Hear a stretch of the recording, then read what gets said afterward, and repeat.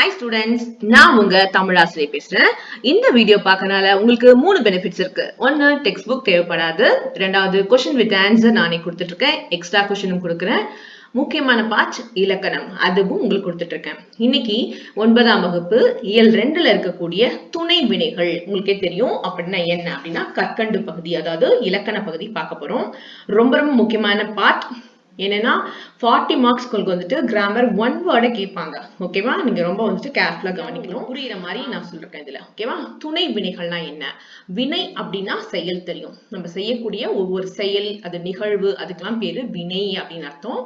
வினைனா இங்கிலீஷ்ல வேர்ப் அப்படின்னு சொல்லியிருக்கேன்.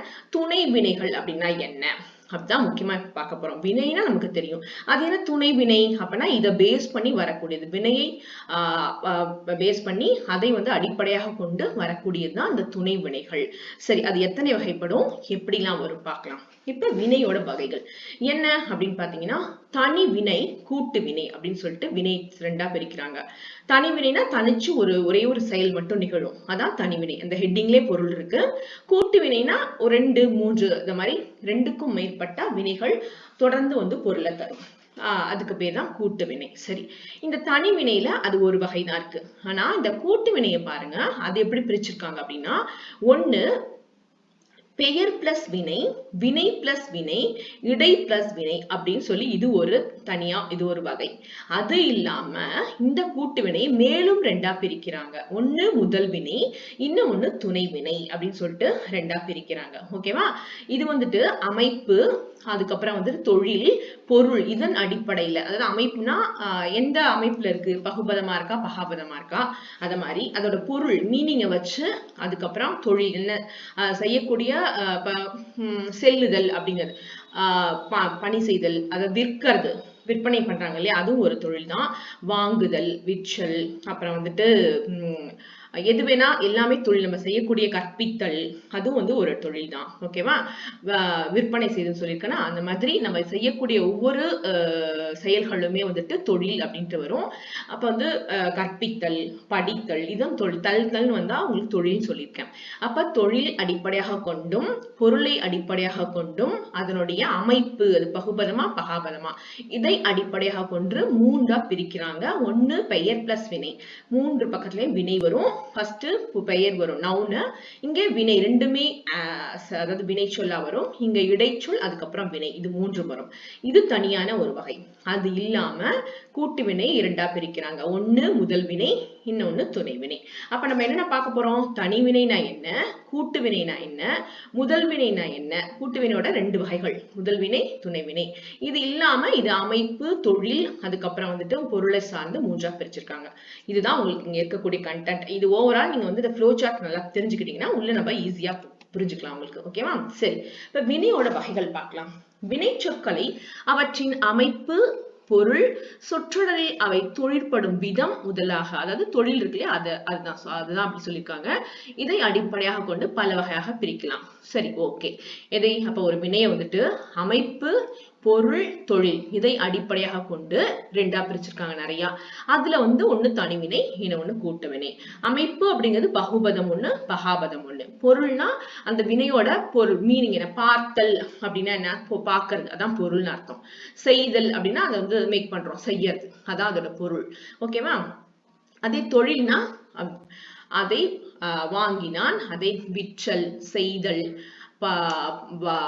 அதாவது படம் வரைதல், அதுக்கப்புறம் வந்துட்டு கவிதை எழுதுதல், கதை இயற்றுதல், இந்த மாதிரிதான் வந்து அதிலும் ஒரு தொழில் அப்படின்னு அர்த்தம். இதை பேஸ் பண்ணி 3ஆ பிரிச்சிருக்காங்க. இதை அடிப்படையாக கொண்டு தனி வினை, கூட்டு வினை, இதுதான் இப்ப இருக்கக்கூடியது. சரி, போக்கலாமா? அப்ப தனிவினையும் கூட்டு வினையும் வினை சொற்களை அமைப்பின் அடிப்படையில, இந்த அமைப்பு இருக்குல்ல, இது அடிப்படையில என்ன பிரிச்சிருக்காங்க, தனிவினை, கூட்டு வினை அப்படின்னு சொல்லிட்டு 2ஆ பிரிச்சிருக்காங்க. சரி, பார்க்கலாமா? இப்ப பாருங்க, தனிவினைனா என்ன அப்படின்னா, படி அப்படின்னா என்ன உங்களுக்கு தெரியும், வேர்ச்சொல், அதாவது நிறைய தடவை சொல்லிருக்கேன், அதான் ரூட் வேர்ப்னு அர்த்தம். அதான் வந்துட்டு பேஸ், அதான் வந்துட்டு அடிப்படையா கொண்டுதான் இப்ப படியுங்கள், படித்தான், படிக்கிறான், படித்த, வினையெச்சமா வரும், பெயரெச்சமா வரும், வினைமுற்றா வரும். இந்த மாதிரி நிறைய வந்துட்டு இதுல இருந்து தான் வந்துட்டு என்ன அது பிரிச்சு எழுத முடியும் நம்ம. அப்ப வந்துட்டு இதுதான் அடிப்படை, பேஸ். இதுக்கு பேர் என்ன, ரூட் வேர்ப் அப்படின்னு அர்த்தம். அதாவது நம்மளுக்கு வந்து வேர்ச்சொல் அப்படின்னு, வேர்ச்சொல்னு அர்த்தம். படி, படியுங்கள் படிக்கிறார்கள். அப்ப இங்க இருக்கிற படி மட்டும் நமக்கு இருந்தா போதும். இதெல்லாம் இணைப்பு சொற்கள். இது வந்து இணைச்சு நம்ம நிறைய சொற்களை உருவாக்கலாம். இப்ப படி அப்படிங்கும்போது பிரிக்க முடியுமா பாருங்க. படியை பிரிச்சா ப பிளஸ் டி அப்படின்னு பிரிக்க முடியுமா? அப்ப பொருள் தரணும். பொருள் தந்தாதான் அதுக்கு பேர் சொல்லுன்னு அர்த்தம். அப்ப பிரிக்க முடியல. அப்ப இது வந்து தனிவினை வந்து பகாபதமா வரும். ஒரு க்ளூ வேர்ட்.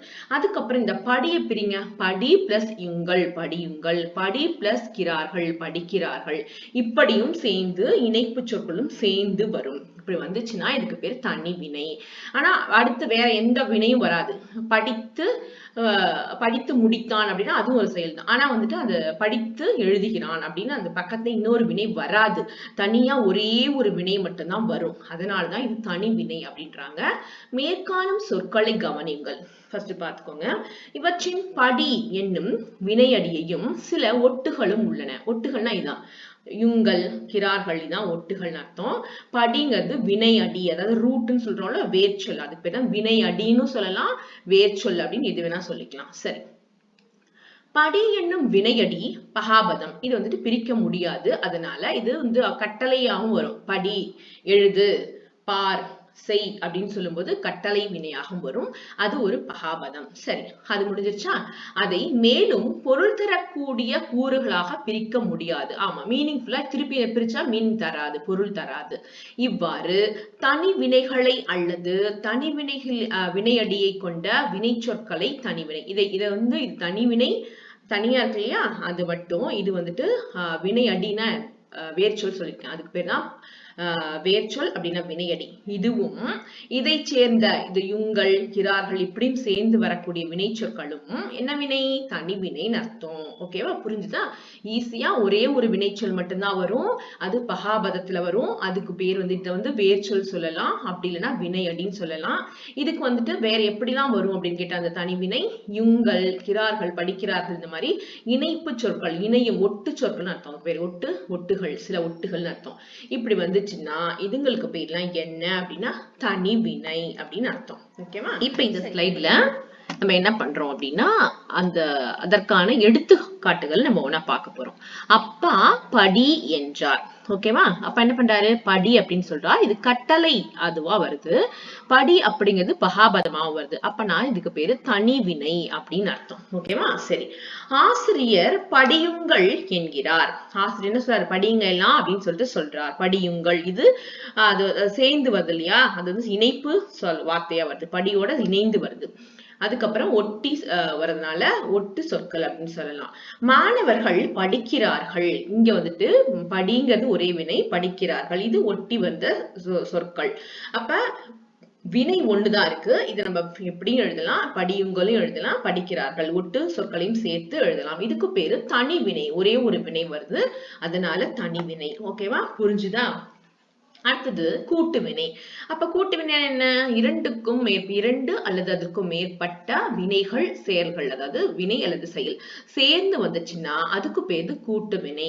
ஆசைப்பட்டேன், ஆசைப்பட்டேன், ஆசை ஒண்ணு பிரிக்கும் போது ஆசை பாருங்க, ஆசைப்பட்டேன். அப்ப பிரிக்கும் போது நம்ம படுன்னு அப்புறம் பிரிச்சுக்கலாம். கவனிங்க ஃபர்ஸ்ட். கண்டுபிடித்தார்கள், தந்தி அடித்தேன், முன்னேறினோம். இதெல்லாம் வந்துட்டு இப்ப கொடுத்திருக்கோம். இப்ப ரெண்டா வருது பாருங்க. ஒண்ணு கண்டுபிடிக்கிறது, இன்னொன்னு பிடி அப்படின்னு வரும். முன்னேறு, முன் பிளஸ் ஏறு. பாருங்க, மேற்காணும் சொற்களை கவனிங்கள். ஆசைப்படு, ஆசைப்பட்டேங்கிறத ஆசை பிளஸ் படு, ஆசைப்படு. கண்டுபிடி, கண்டுபிடி. தந்தி அடி, தந்தி அடி. முன்னேறு, முன் பிளஸ் ஏறு. இப்படி பிரிக்கிறோம் நம்ம. அப்ப ஆசைப்பட்டேன் அப்படிங்கிறத ஆசைப்படு அப்படின்னும், கண்டுபிடித்தார்கள் அப்படிங்கிறத கண்டுபிடி அப்படின்னும், தந்தி அடித்தேன், தந்தி அடி அப்படின்னும், முன்னேறி, முன்னேறு என்பன அவற்றின் வினையடிகள். வினையடிகள் என்ன? வேர்ச்சொல் சொல்லியிருக்கேன். இவை பகுபதங்கள். அங்க பார்த்தது வந்துட்டு ஒரே ஒரு வினை இருந்தது, அதனால பகுக்க முடியாது. அது வந்துட்டு பகாபதமா இருந்துச்சு தனி வினையில. ஆனா இங்க இரண்டு வினை சேர்ந்து வருது. ஆசை ஒண்ணு, படு ஒண்ணு. கண்டு ஒண்ணு, பிடி. கண்டுனா பாக்குறது, தந்தி பிளஸ் அடிக்கிறது, முன் பிளஸ் ரெண்டு வார்த்தைகளா வருது. அதனால பிரிக்க முடியலாம். பிரிக்க முடிஞ்சா அதுக்கு பேரு என்னது? பகுபதம். ரெண்டுமே பொருள் தருது. தந்திங்கிறதும் பொருள் தரும், அடித்தல்ங்கிறது முன்னாடி ஏறு ரெண்டுமே பொருள் தரக்கூடியதா இருக்கு. அதனால இது பிரிக்க முடியுது. பிரிக்க முடிஞ்சு பொருள் தந்தா அதுக்கு பேரு பகுபதம். அப்ப கூட்டுவினை என்பது ஒரு பகுபதம் அப்படின்னு உங்களுக்கு புரிஞ்சிருச்சு. ஓகேவா? இவ்வாறு பகுபதமாக உள்ள வினையடிகளை கூட்டு வினையடிகள் என்பர். அவ்வகையில் கூட்டு வினையடிகளை கொண்ட வினை சொற்களை கூட்டு வினை சொற்கள். ஈஸி தானே? ஆமா. அப்ப பகுக்கக்கூடியது பகுபதம். அப்ப எந்தெந்த வார்த்தைகளை பிரிச்சு பொருள் தருதோ அவைகள்லாம் கூட்டு வினை. எந்த சொற்களை பிரித்து பொருள் தரலையோ பகாபதமா வருதோ அது தனிவினை. இவ்வளவுதான், ரொம்ப ஈஸி. ஓகேவா? சரி, இதற்கான எடுத்துக்காட்டு பயிற்சி செய்தேன். இங்க பாருங்க, பயிற்சி செய்தேன். இப்ப பண்ணும்போது பாருங்க, சேர்த்து நம்ம சொல்லும்போது பயிற்சி செய் அப்படின்னு நம்ம எடுத்துக்கணும். அப்ப பயிற்சிங்கிறது ஒரு வார்த்தை, மீனிங் வருது, அதாவது எக்ஸசைஸ் பண்ணு, பிராக்டிஸ் பண்ணு. செய் அப்படிங்கிறது ஒரு சொல், அதுக்கு பொருள் தருது. இப்ப கண்டுபிடித்தேன் அப்படின்னு கண்டுபிடி அப்படின்னு நம்ம பிரிச்சுக்கலாம். அப்ப கண்டுனா பாக்குறது, பிடிங்கிறத அதுவும் ஒரு வினைச்சொல். ஓகேவா? பொருள் தருது. பிடினா வச்சுக்கோ, எடுத்துக்கோ அப்படின்ற மாதிரி. அப்ப முன்னேறினான், முன் பிளஸ் ஏறி, முன்னேறு, முன் பிளஸ் முன்னுனா தனியே முன்னாடின்னு அர்த்தம், ஏறுனா மேலே ஏறுது, முன்னேறி. ரெண்டும் வந்து பொருள் தரக்கூடிய சொற்களா வருது. அப்ப பிரிச்சா எதுலாம் பொருள் தருதோ அவை எல்லாம் பகுபதம். அப்படிப்பட்ட பகுபத சொற்கள் என்ன சொற்கள்? துணை, அதாவது கூட்டுவினை அப்படின்னு அர்த்தம். ஓகேவா? கூட்டுவினை சொற்கள். பயிற்சி செய்தேன் அப்படிங்கும்போது நம்ம இப்படிதான் எழுதணும். பயிற்சி செய்யறது சேர்த்து இங்க எழுதணும். கண்டுபிடித்தேன், கண்டுபிடி அதை மட்டும் எழுதணும். அப்புறம் இதுக்கு பேர்லாம் என்னது? வினை அடிகள் அப்படின்னு அர்த்தம். வினை அடிகள், அப்படி இல்லைன்னா வேர்ச்சொற்கள் அப்படின்னு சொல்லலாம். முன்னேறினேன் அப்படின்னா முன்னேறு. புரிஞ்சுதா? இப்ப இந்த சொற்களை மட்டும் நம்ம எடுத்துக்கிட்டு பிரிக்கணும். அப்ப பகுக்க முடியும், அது பகுபதம். இவை என்னது? துணை வினைகள். ஓகேவா? கிளியரா? இப்ப தனி வினைனா என்ன, கூட்டு வினைனா என்ன அப்படின்னு புரிஞ்சுட்டோம். கூட்டு வினைனா இரண்டுக்கும் மேற்பட்ட வினைகள் வரதான் கூட்டு வினை, பொருள் தரணும். இப்ப இந்த கூட்டு வினைகளை 3 வகையா பிரிக்கிறாங்க. எப்படி அப்படின்னா, பெயர் பிளஸ் வினை, ஒரு பெயர் சொல் நவுன் வரணும், பக்கத்துல ஒரு வினை சொல் வரணும். அடுத்தது பாருங்க, இதுக்கு பேரு தந்தி பிளஸ் அடி, தந்தி அடி. ஓகேவா? தந்திங்கிறது பெயர் சொல் நவுனு, ஆணையிடு, ஆணைங்கிறது நவுன், அது செயல் கிடையாது, கேள்வி, இதுவும் ஒரு பெயர் சொல். அப்ப பெயர் சொல்லை அடுத்து ஒரு வினைச்சொல், இடு, படு, அடி, இந்த மாதிரி வினைச்சொற்கள் வரணும். ஒரு பெயர் சொல்லை அடுத்து ஒரு வினைச்சொல் வரணும். இப்படி வந்துச்சுன்னா இதுக்கு பேரு பெயர் வினை. அதுக்கு பேர் தந்தி அடி, சேர்த்து எழுதும்போது ஆணையிடு, கேள்வி படு, இதுக்கெல்லாம் என்னது? வினை அடின்னு அர்த்தம். ஓகேவா? இதை பிரிச்சு பார்க்கணும். கேள்வி படு, கேள்வி பிளஸ் படு, கேள்விப்படு, ரெண்டுமே பொருள் தருது. வேட்டையாடினான், வேட்டை பிளஸ் ஆடு, வேட்டைங்கிறது என்னது? அது ஒரு நவுன் தான், பெயர் சொல் தான், வினைச்சொல் கிடையாது. ஆடு அப்படிங்கிறது பொருள் உங்களுக்கு தெரியும். தூக்கிச்சல் அப்படிங்கிறது, தூக்கி அப்படிங்கிறது எதை வேணாலும் தூக்கிட்டு போலாம், அது ஒரு என்னது? நவுன். செல் அப்படின்னா போ அப்படின்னு அர்த்தம். இப்ப வந்துட்டு இத மாதிரிதான் என்னது? ஒரு பெயர் சொல்லை அடுத்து ஒரு வினைச்சொல் வரணும். இது ஒரு ஃபர்ஸ்ட் வகை. இரண்டாவது வகை என்ன அப்படின்னு பார்க்கலாமா? இது வந்துட்டு வேட்டையாடினா உங்களுக்கு எல்லாருமே தெரியும். ஒரு மானை வேட்டையாடுது, புலியை வேட்டையாடுது, அந்த மாதிரி. கேள்விப்படு, அவன் கேள்விப்பட்டான், ஏதோ ஒண்ணு வந்துட்டு யாரோ ஒண்ணு சொல்லி. கேள்விப்படுதல்னா கொஸ்டின் மார்க் கிடையாது, வினா கிடையாது. கேள்விப்பட்டானா நான் இந்த மாதிரி ஒரு நிகழ்வு நடந்திருக்கு, அதை நான் கேள்விப்பட்டேன், அறிஞ்சிருக்கேன், தெரிஞ்சிருக்கேன் அப்படின்ட்டு அதோட பொருள் வரும். உங்களுக்கு புரியணுங்கிறதுக்காக கேள்விப்பட்டேன் அப்படிங்கிறதுக்காக ஒரு கொஸ்டின் மார்க் கொடுத்திருக்கேன், அவ்வளவுதான். இதோட பொருள் என்ன? கேள்விப்பட்டேன், நேத்து நீ ஸ்கூலுக்கு வரலையாமே, நான் கேள்விப்பட்டேன். நேத்து நீ புது ட்ரெஸ் வாங்கிருக்கியாமே, நான் கேள்விப்பட்டேன். அப்படின்னா எனக்கு நான் தெரிஞ்சுக்கிட்டேன் அப்படின்னு அர்த்தம். ஓகேவா? இது வேட்டையாடுதல், எல்லாருக்கும் உங்களுக்கு தெரியும். ஓகேவா? இது தூக்கி செல்லுதல், இது வந்து ஒரு ஹெல்ப் பண்றது. அடுத்தது பெயர் வினை சொல்லிட்டோம். அடுத்தது என்ன சொல்ல போறோம்னா, ரெண்டாவது வரக்கூடிய வந்துட்டு வினை. வினை அப்படின்னா என்ன? ஒரு ரெண்டுமே வினை வினையா வரும். பார்க்கலாமா? கண்டுபிடி, கண்டு அப்படின்னா பாக்குறது அப்படின்னு அர்த்தம். பிடி அப்படின்னா கண்டுபிடித்தல். பிடினா கொடுத்தா ஒருத்தவங்க வாங்கிக்கிறது. அது சுட்டு பாருங்க, சுட்டி காட்டி, சுட்டுதல் அது ஒரு வினை. காட்டு அப்படிங்கிறது காமிங், உன்னோட புக்கை எடுத்து கொடு, அதுக்கு அது ஒரு வினை.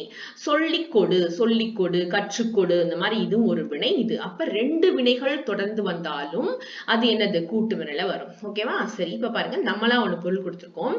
ஓட்டிச்சல், ஓட்டி அப்படிங்கிறது ஒரு வினைச்சொல், செல் அப்படிங்கிறதும் ஒரு வினைச்சொல். அப்ப ஓட்டிச்சல்.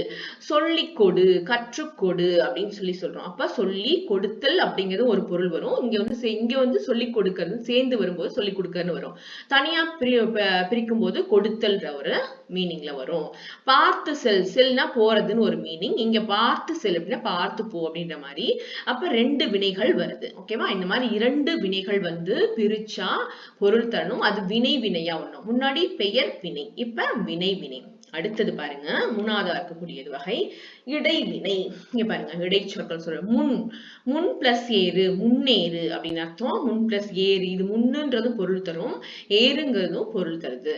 பின் பிளஸ் பற்று, பின்பற்று, அவனை பின்பற்று, அவன் வந்து நல்ல எஃபிஷியன்டா இருக்கான், நல்ல திறமைசாலியா இருக்கான், அப்ப நீங்க எல்லாம் என்ன பண்ணுங்க, அவனை ஃபாலோ பண்ணுங்க, அவனை பின்பற்றுங்க அப்படின்னு அர்த்தம். பின்னா பின்னாடி கிடையாது, ஃபாலோ பண்றதுன்னா அவனோட கேரக்டர், அவன் எப்படி படிக்கிறான் அந்த மாதிரி அதை வந்து பின்பற்றுங்க. நல்ல செயல்கள்லாம் பண்புகள்லாம் வச்சிருக்கான் இல்லையா, அதனால அவனை நீங்க பின்பற்றுங்க அப்படின்னு சொல்லி இதோட பொருள். புரிஞ்சுச்சா? கீழே இறங்கு, கீழிறங்கு, அது நம்ம வந்து இதுக்கு ஆப்போசிட்டா வச்சுக்கலாம். இப்படிதான் வந்துட்டு இது இடைவினை. அப்ப கூட்டுவினை வந்துட்டு மூன்றா பிரிக்கிறாங்க. ஒண்ணு வந்துட்டு பெயர் பிளஸ் வினை, இன்னொரு வினை பிளஸ் வினை, அடுத்து மூணாவது இடை பிளஸ் வினை. ஓகேவா? புரிஞ்சுச்சா? சரி, இப்ப நான் உங்களுக்கு அது சொன்னதை திருப்பி ஒரு தடவை ரிவிஷன் கொடுக்குறேன். இப்ப கூட்டு வினை பொதுவாக 3 வகையா பிரிக்கலாம். பெயர் பிளஸ் வினை, அதுதான் இங்க இப்போ கொடுத்துருக்கேன். அதுக்கு அடுத்து வந்துட்டு வினை பிளஸ் வினை, 2 வினை சொற்கள் வரும். அடுத்தது வந்துட்டு இடைவினை 2, அதாவது ஒரு இடைச்சொற்களும் இன்னொன்னு வினையும் சேர்ந்து வரும். இதுதான் 3 வகையா பிரிச்சிட்டோம். இதுக்கான எடுத்துக்காட்டுகள் முடிஞ்சிருச்சு. இப்ப பாருங்க, அடுத்தது இது ரொம்ப முக்கியமானது. அது என்னன்னா முதல் வினையும் துணை வினையும். ஃபர்ஸ்ட் என்ன பார்த்தோம்? தனி வினை பார்த்தோம், கூட்டு வினை பார்த்தோம். தனி வினைனா ஒரே ஒரு வினைச்சொல் மட்டும் வரும், பகாபதமா வரும். கூட்டு வினைனா ஒன்றுக்கும் மேற்பட்ட 2, 3 வினைகள் வந்து பிரித்தா பொருள் தரும். அதை 3ஆ நம்ம பிரிச்சிருக்கோம். அதான் பெயர் பிளஸ் வினை, வினை பிளஸ் வினை, அப்புறம் வந்துட்டு இடை பிளஸ் வினை. அதுக்கு அடுத்தது இங்க பாருங்க, இதை வந்துட்டு முதல் வினையும் துணை வினைகளும். இது எப்படி பார்க்கலாம் அப்படின்னா, நான் படம் பார்த்தேன். அப்ப என்ன செஞ்சேன்? நான் படம் பார்த்துட்டேன். நல்லா அது கொஞ்சம் கவனிக்கணும், ரொம்ப முக்கியமானது.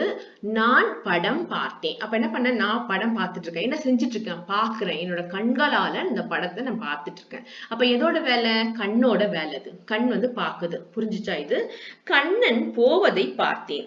இத பாருங்க, கண்ணன் போவதை பார்த்தேன். அப்ப கண்ணன் போறான், ஒரு பையன் போயிட்டு இருக்கான், அவனை நான் பாக்குறேன். இது வந்து என்னது? பார்த்தல் அப்படின்ற ஒரு பொருள்ல வருது, கண்ணால பாக்குறேன். இந்த சொற்றொடர்களில் பார் என்னும் வினை, பார்த்தல் அப்படிங்கிற செயல் கண்களால் பார்த்தல் என்னும் பொருளை தருகிறது. புரிஞ்சுதா? இது வரைக்கும் கிளியரா இருக்கீங்களா? இது பார் என்னும் வினையின் அடிப்படை பொருள் அல்லது சொற்பொருள் எனப்படும். பார் அப்படிங்கிறதோட அடிப்படை லெக்சிக்கல் மீனிங் அப்படின்னு சொல்றாங்க இங்கிலீஷ்ல. அதாவது சொல்லோட பொருள், சொற்பொருள் அப்படின்னு சொல்லலாம், இல்லைன்னா அடிப்படை பொருள். இதுதான் இந்த பார்க்கிறது அப்படிங்கிறது, அந்த கண்களால பார்த்தல். இதோட அடிப்படை ஃபவுண்டேஷன், அந்த மீனிங் என்ன அப்படின்னா, பார்த்தல்னா கண்களால நான் பார்த்தேன். அதுதான். அதை வந்து எப்படி சொல்லலாம்?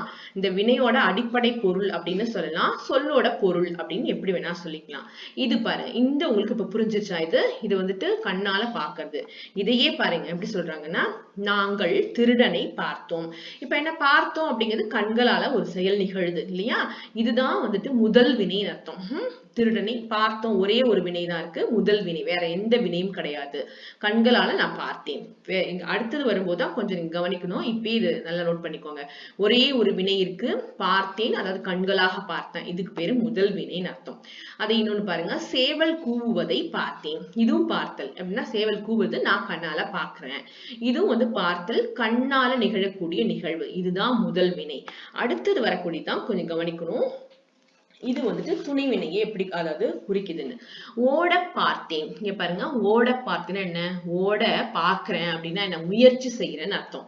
நான் அதுக்கான பயிற்சி எடுத்துட்டு இருக்கேன்னு அர்த்தம். இங்க போய் பார் அப்படின்னா கண்களாக பார் அப்படின்ற அர்த்தம் வருமா? வராது. அதனாலதான் கவனிக்க சொன்னேன். அங்க சேவல் கூவுவதை பார்த்தேன், நான் கண்களால பார்த்தேன். படம் பார்த்தேன், கண்களால படம் பார்த்தேன். திருடனை பார்த்தேன், கண்களாக பார்த்தேன். ஆனா ஓட பார்த்தேன் அப்படின்னா ஓடுறத போய் பாக்குறது கிடையாது, ஓடுவதற்கு நான் முயற்சி செய்தேன். எழுதி பார்த்தேன் அப்படின்னா எழுதிட்டு அதை போய் உட்கார்ந்து பாக்குறது இல்ல.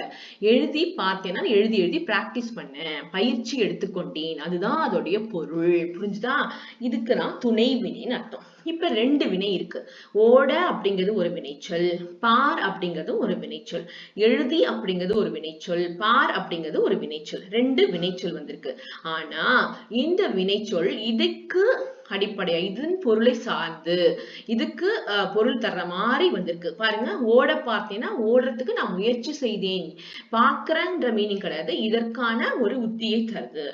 புரிஞ்சுதா? இப்ப எழுதி பார்த்தனா எழுதி இது நான் படிச்சு பார்த்தேன் பாரானு அப்படின்னா என்ன? அந்த நான் காலைல எந்திரிச்சு படிச்சு பார்த்துட்டே இருக்கேன் அப்படின்னா என்ன? படிச்சு பிராக்டிஸ் பண்றேன், முயற்சி பண்றேன்னு அர்த்தம். படிச்சுட்டு பார்க்கறது இல்ல. நல்லா புரிஞ்சுக்கணும்.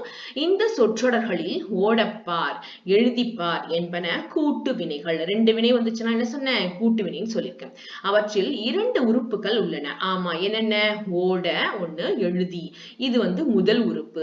ஃபர்ஸ்ட் இதுல இருக்கக்கூடியது முதல் உறுப்பு. இது இந்த வாக்கியத்தில் இருக்கக்கூடிய முதல் உறுப்பு எழுதி. இது ரெண்டுமே என்னது? முதல் உறுப்பு. சரி, முடிஞ்சிச்சு.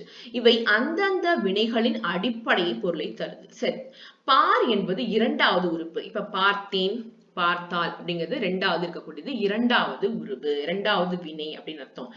இது அவ்வினையின் அடிப்படை பொருளான பார்த்தல் என்னும் பொருளை தராமல் பாருங்க தனது முதல் உறுப்போடு சேர்ந்து வேறு பொருள் தருகிறது. ஆமா, தனியா அதை பார் என்ன அர்த்தம்? பார்க்கறதுன்னு அர்த்தம். படம் பார்த்தல் தனியா சொல்லும் போது பார்த்தல். ஆனா இதுல முதல் வினையை அடுத்து முதல் செயலை அடுத்து 2வது செயலா வரும்போது இதனுடைய பொருளை தான் அது என்னது? குவாலிஃபை பண்ணுதுன்னு அர்த்தம்.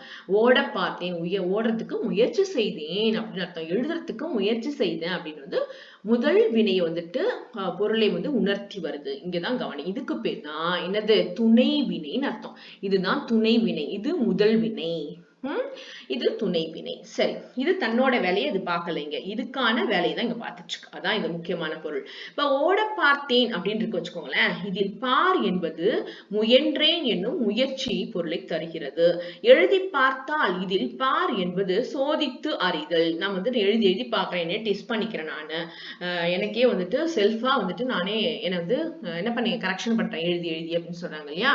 அதுதான். அப்ப பார்த்தின சோதித்தல் அப்படின்ற பொருள்ல வருது. இதுக்கு பேர் தான் என்னது? துணை வினைகள் அப்படின்னு அர்த்தம். இப்ப கூட்டி பார்த்தான், கூட்டி பாக்குறேன் நானு. கூட்டி என்னது? கூட்டி அப்படின்னா ஒரு கூட்டுறது. பார்த்தேன் அப்படின்னா அதுக்கான ஒரு கூட்டி டெய்லி கிளீனா இருக்கா வீடு அப்படின்னு சொல்லிட்டு இந்த தொடப்பம் நல்லா கூட்டுதான், நான் கூட்டி பாக்குறேன். புது தொடப்பம், அதனால கிளீன் பண்றேன், கூட்டி பார்க்கேன் அப்படி அர்த்தம். கூட்டிங்கிறது இது ஃபர்ஸ்ட் முதல் வினை. பார் அப்படிங்கிறது 2ஆம் வினை. கூட்டி பார் அப்படின்னா கூட்டுங்கிறது முதல் வினை, இது துணை வினை. இதை சார்ந்து வருது. இதற்கான பொருளை இங்க தருது. பார் அப்படிங்கிற பார்த்தல் என்ற மீனிங்ல இங்க வராது. இதுக்குதான் துணை வினைன்னு பேரு. புரிஞ்சுக்கணும், வாக்கியத்தை நம்ம கரெக்டா தெரிஞ்சுக்கணும்.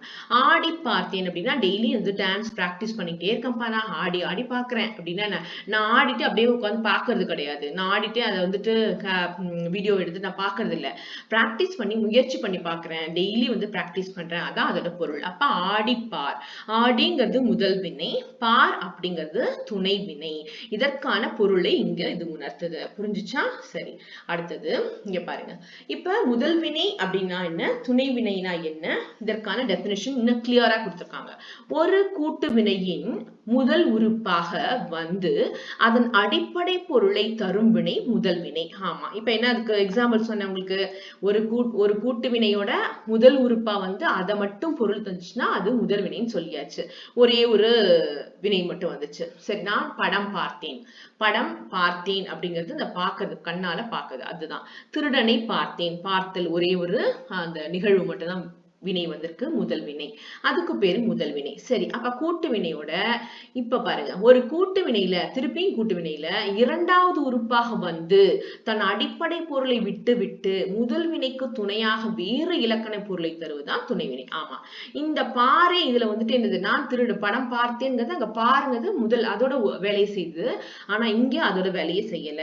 முதல் நிகழ்ச்சி முதலோட வினையோட அந்த பொருளை தான் அது தருது. அதனாலதான் இதுக்கு பேர் என்ன, துணை வினை அப்படின்னு அர்த்தம்.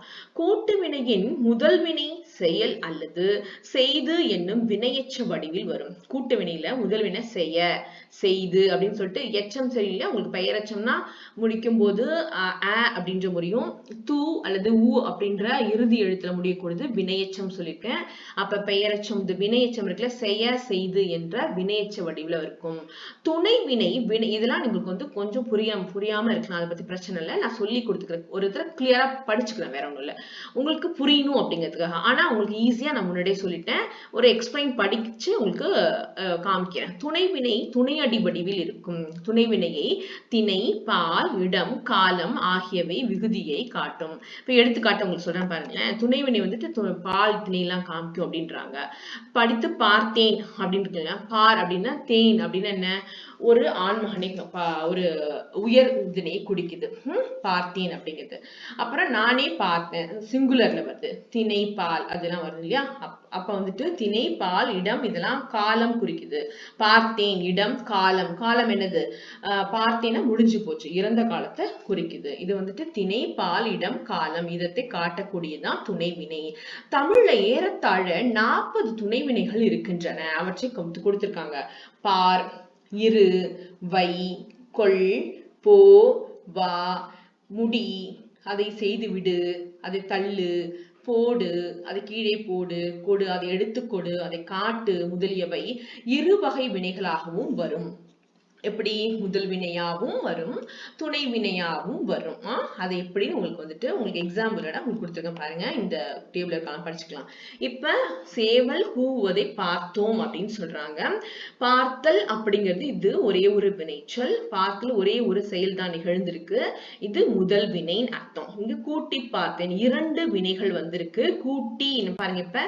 அப்ப இது வந்துட்டு வினை சொல்லா, வினை எச்சம் நாங்க படிச்சோம் இல்லையா? வினை எச்சமா வரும் அப்படின்னு சொல்லிட்டு அந்த வினையெச்ச வடிவுல வரக்கூடியதுதான் இந்த கூட்டு வினையில இருக்கக்கூடிய துணை வினை. இது 2வது பார்த்தேன் பக்கத்துல வந்திருக்கு. புரிஞ்சுதா? இப்ப வந்துட்டு இந்த பார்த்தேன் அப்படிங்கும்போது காலம், இடம், பொருள் குறிக்கும்னு சொல்லியிருக்கேன். திணை பார்த்தேன் உயர்திணை. நான் மனிதர்கள், கடவுள், தெய்வம் இவங்க எல்லாம் உயர்திணை. அப்ப திணை வந்து உயர்திணை. பார்த்தேன் நான் பார்த்தேன் சிங்குலர், முதலிடம் வருது. நேத்தே பார்த்தேன் முடிஞ்சிருச்சு, இறந்த காலம். இப்படிதான் வந்துட்டு பால் அப்படிங்கிறது நான் பாலா பெண் பாலா ஒன்றன் பாலா? பார்த்தேன் அப்படிங்கிறது ஒன்றன் பால், ஒருத்தர் மட்டும்தான். அப்ப காலம், இடம், திணை, அப்புறம் என்னது அதோட சிங்குலர் புல்லர் 4 இருக்கு இல்லையா? காலம். இந்த 4 திணை பால் இடம் காலம் 4 உணர்த்தும். அதுக்கு பேரு துணை வினை அப்படின்னு அர்த்தம். புரிஞ்சுச்சா? இதுதான் 2வது வரக்கூடியதான் அதை கண்டுபிடிக்க முடியும். முதல்ல இருக்கக்கூடியது வினை எச்சமாக வரும். இது வந்துட்டு முதல் வினை எடுத்துக்காட்டு, இது துணை வினைக்கு எடுத்துக்காட்டு. இப்ப வந்துட்டு இன்னும் பாருங்க, தள்ளி பார். தள்ளி அப்படிங்கிறது பார் அப்படிங்கிறது, நடந்து பார் இதெல்லாம் ஒரே பொருள். பார் பார் அப்படிங்கிறது இந்த இடத்துல நடந்து பார் பாக்குறது கிடையாது, அந்த வேலையை செய்யறது. தள்ளி பார்க்கிறது, முயற்சி செய்தல். எழுதி பார்த்தல், முயற்சி செய்தல். விளையாடி வா, விளையாடிட்டு வா. இங்க பாருங்க 2 வா அப்படின்னு, இங்க வா அப்படிங்கிறது கூப்பிடல. விளையாடிட்டு வா அப்படின்னா விளையாண்டு முடி அப்படின்னு அர்த்தம். வான்றது அர்த்தம், வா அப்படின்னு சொல்றது இங்க கிடையாது. அப்ப வந்து இது 2 வினை வந்தாலும் இதோடைய வேலையை செய்யாம முதல் வினைக்கான செயலை வந்து நிகழ்த்துகிறது. இதுக்கு பேர் தான் துணை வினை அப்படின்னு பேரு. இந்த துணை வினைக்கான பண்புகள் என்னென்ன இருக்கு அப்படின்னா, துணை வினை பேசுபவரின் மனநிலையையும் செயலின் தன்மையையும் புலப்படுத்தும். மனநிலை எப்படி? மகிழ்ச்சியா இருக்காரா? நான் பார்த்தேன் அப்படிங்கும்போது, தள்ளி விட்டேன் அப்படிங்கும்போது எந்த மனநிலை இருக்காரு அப்படிங்கறத வச்சு கண்டுபிடிக்கிறது. செயல் தள்ளுறது அப்படின்ற செயல், அது வந்து நமக்கு தெரியும், அதான் பண்பு. இவை முதல் வினையை சார்ந்து அதன் வினை பொருளுக்கு மெருகூட்டும். அதாவது தள்ளி விடு அப்படின்னா தள்ளுறது, விடுனா விட்டுறது கிடையாது, தள்ளி விடு அப்படின்னா அதுக்கு மெருகேற்றணும், முதல் வினைக்கு மெருகேற்றக்கூடியது. அதான் பண்ண சொல்ல இல்லையா? இந்த எழுதினா எழுதுறதுக்கு மெருகூட்டுறது, எழுதி பார்த்தேன் அப்படின்னு இதுக்கு பொருளா வர்றதுதான் மெருகூட்டுறது அப்படின்னு அர்த்தம். முதல் வினைக்கு மெருகூட்டும். அப்புறம் இது பேச்சு மொழியா ரொம்ப வரும் துணைவினை. அதை எடு, அதை கொடு, அதை பாரு அப்படின்னு சொல்லிட்டு நம்ம பேச்சு வழக்குல இருக்கக்கூடியதுதான் துணை வினை. முதல் வினை அப்படி கிடையாது, அது வந்துட்டு இலக்கண வழக்கு, இது வந்து பேச்சு வழக்கு. மொத்தம் 40 துணைவினை சொற்கள் இருக்குன்னு சொல்லியிருக்கேன். தற்காலத்து தமிழ்ல ஆம், ஆமா, ஆயிற்று, எல்லாம் சாப்பாடு ஆயிடுச்சு, இடு, அப்படியே சரி, அதை ஒழித்து கட்டு அப்படின்னு சொல்லுவாங்கல்ல. காட்டு, அதை காமி அப்படின்னு சொல்ல. கூடும், என்னால் செய்யக்கூடும்பா. கூடாது, என்னால முடியாது. கொடு, கொண்டிரு, இந்த மாதிரி நிறைய இருக்கு பாருங்க. இந்த மாதிரி 40 வகையான சொற்கள் இருக்கின்றன, துணைவினை சொற்கள். ஓகே, இப்ப நம்ம என்ன பார்க்க போறோம்னா, முக்கியமா முதல் வினை, துணை வினை இரண்டுக்குமே இந்த வினை அடி எப்படி பொருந்துது அப்படின்னு பார்க்கலாம். இப்ப இரு அப்படின்ற இந்த வினை அடி பாருங்க, புத்தகம் மேசையில் இருக்கிறது, இருன்ற பொருள் வருது. இத பாருங்க, நான் மதுரைக்கு போய் பாருங்க, போயிருக்கிறேன், இரு சேர்ந்து போயிருக்கேன் நானு அப்படின்ற மீனிங்ல வரும். இது இருக்கிறதுன்ற மீனிங். ரெண்டுத்துக்கும் உள்ள டிஃபரன்ஸ் தான் சொல்லியிருக்கேன். இருக்கிறது. சரி, இப்போ என்னிடம் பணம் இருக்கிறது, நான் வைத்திருக்கிறேன், ஒரே ஒரு முதல் வினை மட்டும்தான் வந்திருக்கு. இங்க பாருங்க, அப்பா வந்திருக்கிறார், வந்து பிளஸ் இருக்கிறார், ரெண்டு பொருள் வருது இங்க. அது வந்திருக்கிறார் அப்படிங்கிறதுக்கு மெருகூட்டுது, போயிருக்கேன் அப்படிங்கிறது இந்த இரு மெருகூட்டுது. அவள் நெற்றியில் பொட்டு வைத்தாள், வைத்தல்னா நம்ம வைக்கிறோம். இனி என்னை அழ வைத்தாய் அப்படிங்கிறது இங்க பாருங்க, அழ வைத்தல். இது வந்துட்டு வைங்கிறது இந்த இடத்துல வைங்கிற பொட்டு வைக்கிறது பொருள் கிடையாது, நம்ம அழ வச்சுட்டாங்க அப்படின்ட்டு இந்த அழதுக்கு வந்துட்டு மெருகூட்டுது. இப்படி துணைவினைகள் வந்து முதல் வினைக்கு அது வந்துட்டு மெருகூட்டுச்சுன்னா அது துணைவினை, இப்படி தனியா வந்துச்சுன்னா முதல் வினைன்னு அர்த்தம். இந்த மாதிரி இரு, வை, கொல், போ, வா, நிறைய 40 சொல்லியிருக்கேன். 40 துணைவினைகள் இருக்குன்னு சொல்லியிருக்கேன். அது எல்லாத்துக்கும் கொஞ்சம் எக்ஸாம்பிள் கொடுத்துருக்காங்க. இது ஒரு கிளாஸ் நீங்க படிச்சாலும் ரொம்ப ஈஸி, நீங்களே எழுதிடலாம். ஓகேவா? சரி, இது வரைக்கும் நம்ம ஓவரால் வந்துட்டு எல்லாத்தையும் பார்த்துட்டோம். இது புக் பேக் கொஸ்டின்ஸ்.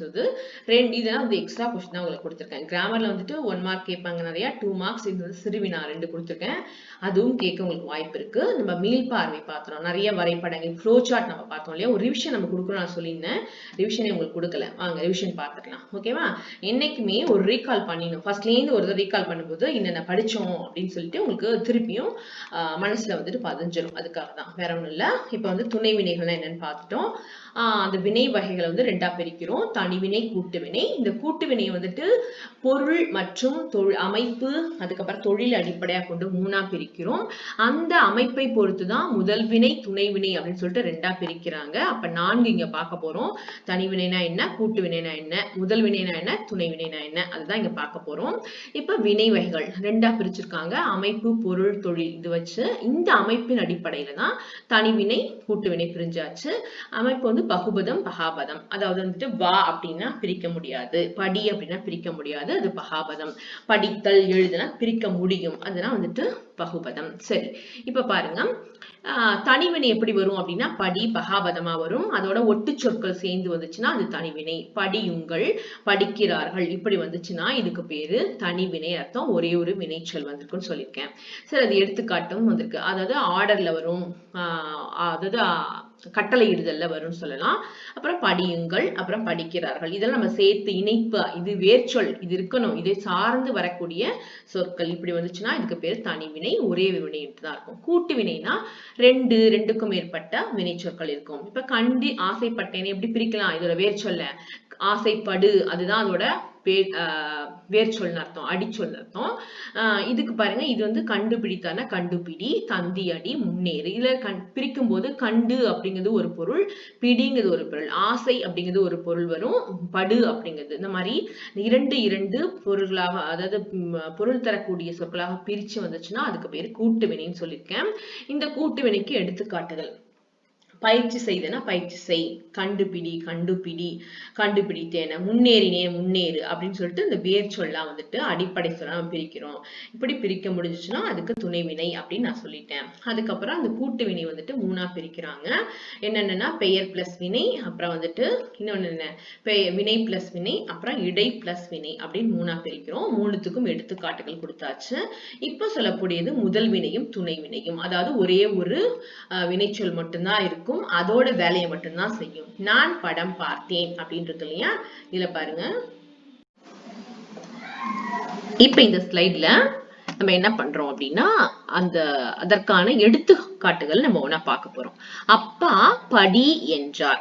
ஓகேவா? அப்ப என்ன பண்றாரு, படி அப்படின்னு சொல்றா, இது கட்டளை அதுவா வருது. படி அப்படிங்கிறது பகாபதமா வருது. அப்பனா இதுக்கு பேரு தனிவினை அப்படின்னு அர்த்தம். ஓகேவா? சரி, ஆசிரியர் படியுங்கள் என்கிறார். ஆசிரியர் என்ன சொல்றாரு, படியுங்க எல்லாம் அப்படின்னு சொல்லிட்டு சொல்றார். படியுங்கள், இது அது சேர்ந்து வருது இல்லையா, அது வந்து இணைப்பு வார்த்தையா வருது, படியோட இணைந்து வருது. அதுக்கப்புறம் ஒட்டி வரதுனால ஒட்டு சொற்கள் அப்படின்னு சொல்லலாம். மாணவர்கள் படிக்கிறார்கள், இங்க வந்துட்டு படிங்கிறது ஒரே வினை, படிக்கிறார்கள் இது ஒட்டி வந்த சொற்கள். அப்ப வினை ஒண்ணுதான் இருக்கு, இதை நம்ம எப்படியும் எழுதலாம், படியுங்களும் எழுதலாம், படிக்கிறார்கள் ஒட்டு சொற்களையும் சேர்த்து எழுதலாம். இதுக்கு பேரு தனி வினை, ஒரே ஒரு வினை வருது, அதனால தனி வினை. ஓகேவா? புரிஞ்சுதா? அடுத்தது கூட்டு வினை. அப்ப கூட்டு வினை என்ன? இரண்டு அல்லது அதற்கும் மேற்பட்ட வினைகள், செயல்கள், அதாவது வினை அல்லது செயல் சேர்ந்து வந்துச்சுன்னா அதுக்கு பேரு கூட்டு வினை. ஆசைப்பட்டேன், ஆசைப்பட்டேன், ஆசை ஒண்ணு பிரிக்கும் போது ஆசை பாருங்க, ஆசைப்பட்டேன். அப்ப பிரிக்கும் போது நம்ம படுன்னு அப்புறம் பிரிச்சுக்கலாம். கவனிங்க ஃபர்ஸ்ட். கண்டுபிடித்தார்கள், தந்தி அடித்தேன், முன்னேறினோம். இதெல்லாம் வந்துட்டு இப்ப கொடுத்திருக்கோம். இப்ப ரெண்டா வருது பாருங்க. ஒண்ணு கண்டுபிடிக்கிறது, இன்னொன்னு பிடி அப்படின்னு வரும். முன்னேறு, முன் பிளஸ் ஏறு. பாருங்க, மேற்காணும் சொற்களை கவனிங்கள். ஆசைப்படு, ஆசைப்பட்டேங்கிறத ஆசை பிளஸ் படு, ஆசைப்படு. கண்டுபிடி, கண்டுபிடி. தந்தி அடி, தந்தி அடி. முன்னேறு, முன் பிளஸ் ஏறு. இப்படி பிரிக்கிறோம் நம்ம. அப்ப ஆசைப்பட்டேன் அப்படிங்கிறத ஆசைப்படு அப்படின்னும், கண்டுபிடித்தார்கள் அப்படிங்கிறத கண்டுபிடி அப்படின்னும், தந்தி அடித்தேன், தந்தி அடி அப்படின்னும், முன்னேறி, முன்னேறு என்பன அவற்றின் வினையடிகள். வினையடிகள் என்ன? வேர்ச்சொல் சொல்லியிருக்கேன். இவை பகுபதங்கள். அங்க பார்த்தது வந்துட்டு ஒரே ஒரு வினை இருந்தது, அதனால பகுக்க முடியாது. அது வந்துட்டு பகாபதமா இருந்துச்சு தனி வினையில. ஆனா இங்க இரண்டு வினை சேர்ந்து வருது. ஆசை ஒண்ணு, படு ஒண்ணு. கண்டு ஒண்ணு, பிடி. கண்டுனா பாக்குறது. தந்தி பிளஸ் அடிக்கிறது. முன் பிளஸ் ரெண்டு வார்த்தைகளா வருது. அதனால பிரிக்க முடியலாம். பிரிக்க முடிஞ்சா அதுக்கு பேரு என்னது? பகுபதம். ரெண்டுமே பொருள் தருது. தந்திங்கிறதும் பொருள் தரும், அடித்தல்ங்கிறதும் முன்னாடி ஏறு, ரெண்டுமே பொருள் தரக்கூடியதா இருக்கு. அதனால இது பிரிக்க முடியுது. பிரிக்க முடிஞ்சு பொருள் தந்தா அதுக்கு பேரு பகுபதம். அப்ப கூட்டுவினை என்பது ஒரு பகுபதம் அப்படின்னு உங்களுக்கு புரிஞ்சிருச்சு. ஓகேவா? இவ்வாறு பகுபதமாக உள்ள வினையடிகளை கூட்டு வினையடிகள் என்பர். அவ்வகையில் கூட்டு வினையடிகளை கொண்ட வினை சொற்களை கூட்டு வினை சொற்கள். ஈஸி தானே? ஆமா. அப்ப பகுக்கக்கூடியது பகுபதம். அப்ப எந்தெந்த வார்த்தைகளை பிரிச்சு பொருள் தருதோ அவைகள்லாம் கூட்டு வினை. எந்த சொற்களை பிரித்து பொருள் தரலையோ, பகாபதமா வருதோ, அது தனிவினை. இவ்வளவுதான், ரொம்ப ஈஸி. ஓகேவா? சரி, இதற்கான எடுத்துக்காட்டு. பயிற்சி செய்தேன். இங்க பாருங்க, பயிற்சி செய்தேன். இப்ப பண்ணும்போது பாருங்க, சேர்த்து நம்ம சொல்லும்போது பயிற்சி செய் அப்படின்னு நம்ம எடுத்துக்கணும். அப்ப பயிற்சிங்கிறது ஒரு வார்த்தை, மீனிங் வருது. அதாவது எக்ஸசைஸ் பண்ணு, பிராக்டிஸ் பண்ணு. செய் அப்படிங்கிறது ஒரு சொல், அதுக்கு பொருள் தருது. இப்ப கண்டுபிடித்தேன் அப்படின்னு கண்டுபிடி அப்படின்னு நம்ம பிரிச்சுக்கலாம். அப்ப கண்டுனா பாக்குறது, பிடிங்கிறத அதுவும் ஒரு வினைச்சொல். ஓகேவா? பொருள் தருது. பிடினா வச்சுக்கோ, எடுத்துக்கோ அப்படின்ற மாதிரி. அப்ப முன்னேறினான், முன் பிளஸ் ஏறி. முன்னேறு, முன் பிளஸ் முன்னுனா தனி, முன்னாடின்னு அர்த்தம். ஏறுனா மேலே ஏறுது, முன்னேறி. ரெண்டும் வந்து பொருள் தரக்கூடிய சொற்களா வருது. அப்ப பிரிச்சா எதெல்லாம் பொருள் தருதோ அவை எல்லாம் பகுபதம். அப்படிப்பட்ட பகுபத சொற்கள் என்ன சொற்கள்? துணை, அதாவது கூட்டுவினை அப்படின்னு அர்த்தம். ஓகேவா? கூட்டுவினை சொற்கள். பயிற்சி செய்தேன் அப்படிங்கும்போது நம்ம இப்படிதான் எழுதணும். பயிற்சி செய் ரெண்டு சேர்த்து இங்க எழுதணும். கண்டுபிடித்தேன், கண்டுபிடி அதை மட்டும் எழுதணும். அப்புறம் இதுக்கு பேர்ல என்னது? வினை அடிகள் அப்படின்னு அர்த்தம். வினை அடிகள், அப்படி இல்லைன்னா வேர்ச்சொற்கள் அப்படின்னு சொல்லலாம். முன்னேறினேன் அப்படின்னா முன்னேறு. புரிஞ்சுதா? இப்ப இந்த சொற்களை மட்டும் நம்ம எடுத்துக்கிட்டு பிரிக்கணும். அப்ப பகுக்க முடியும். அது பகுபதம். இவை என்னது? துணை வினைகள். ஓகேவா? கிளியரா? இப்ப தனி வினைனா என்ன, கூட்டு வினைனா என்ன அப்படின்னு புரிஞ்சுட்டோம். கூட்டு வினைனா இரண்டுக்கும் மேற்பட்ட வினைகள் வரதான் கூட்டு வினை, பொருள் தரணும். இப்ப இந்த கூட்டு வினைகளை 3 வகையா பிரிக்கிறாங்க. எப்படி அப்படின்னா, பெயர் பிளஸ் வினை. ஒரு பெயர் சொல் நவுன் வரணும், பக்கத்துல ஒரு வினைச்சொல் வரணும். அடுத்தது பாருங்க, இதுக்கு பேரு தந்தி பிளஸ் அடி, தந்தி அடி. ஓகேவா? தந்திங்கிறது பெயர் சொல் நவுனு. ஆணையிடு, ஆணைங்கிறது நவுன், அது செயல் கிடையாது. கேள்வி, இதுவும் ஒரு பெயர் சொல். அப்ப பெயர் சொல்லை அடுத்து ஒரு வினைச்சொல், இடு, படு, அடி, இந்த மாதிரி வினைச்சொற்கள் வரணும். ஒரு பெயர் சொல்லை அடுத்து ஒரு வினைச்சொல் வரணும்.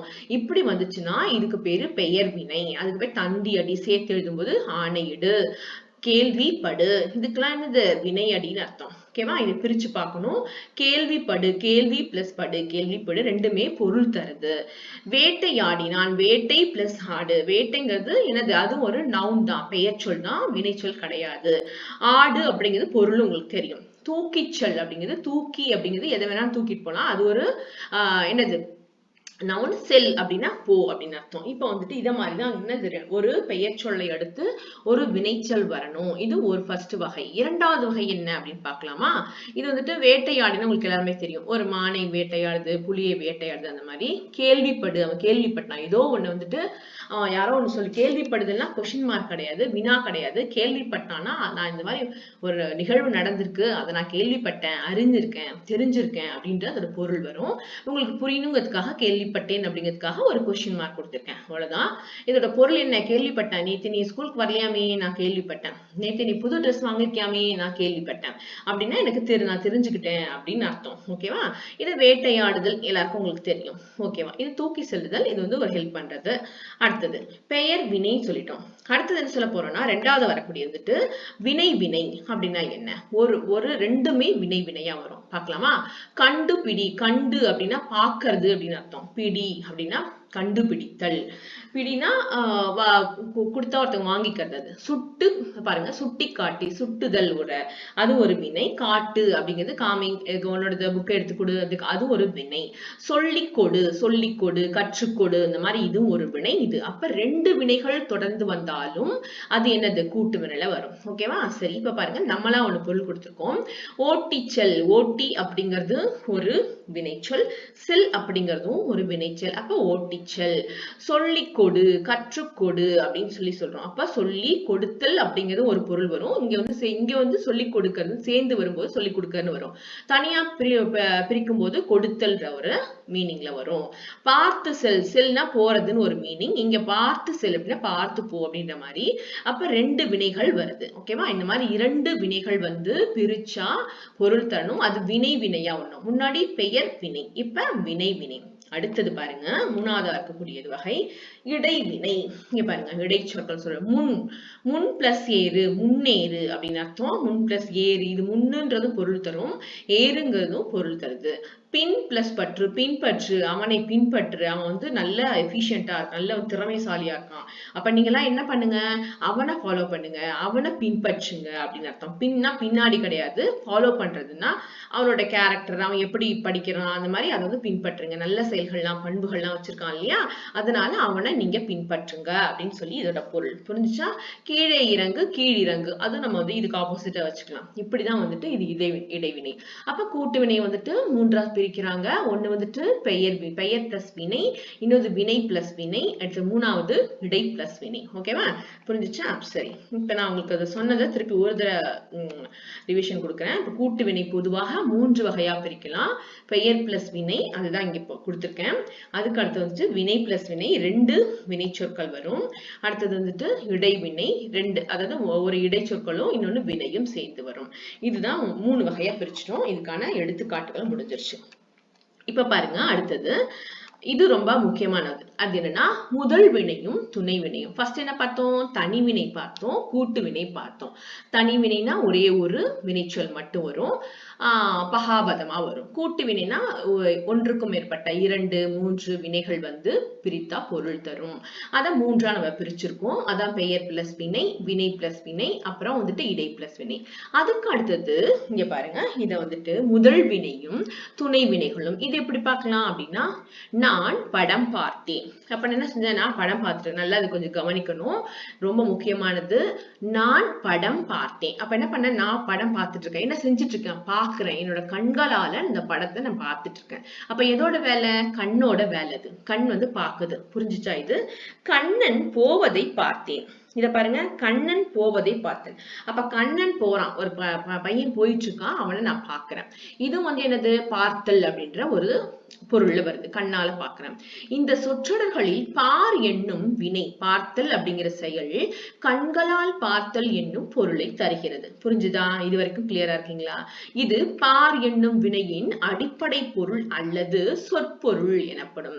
பார் அப்படிங்கிறதோட அடிப்படை லெக்சிக்கல் மீனிங் அப்படின்னு சொல்றாங்க இங்கிலீஷ்ல. அதாவது சொல்லோட பொருள், சொற்பொருள் அப்படின்னு சொல்லலாம், இல்லைன்னா அடிப்படை பொருள். இதுதான் இந்த பார்க்கிறது அப்படிங்கிறது, அந்த கண்களால பார்த்தல், இதோட அடிப்படை ஃபவுண்டேஷன். அந்த மீனிங் என்ன அப்படின்னா, பார்த்தல்னா கண்களால நான் பார்த்தேன். அதுதான். அதை வந்து எப்படி சொல்லலாம்? இந்த வினையோட அடிப்படை பொருள் அப்படின்னு சொல்லலாம், சொல்லோட பொருள் அப்படின்னு எப்படி வேணா சொல்லிக்கலாம். இது பாருங்க, இந்த உங்களுக்கு இப்ப புரிஞ்சிருச்சா? இது வந்துட்டு கண்ணால பாக்குறது. இதையே பாருங்க எப்படி சொல்றாங்கன்னா, நாங்கள் திருடனை பார்த்தோம். இப்ப என்ன பார்த்தோம் அப்படிங்கிறது கண்களால ஒரு செயல் நிகழுது இல்லையா? இதுதான் வந்துட்டு முதல் வினை அர்த்தம். திருடனை பார்த்தோம், ஒரே ஒரு வினை தான் இருக்கு, முதல் வினை, வேற எந்த வினையும் கிடையாது. கண்களால நான் பார்த்தேன்.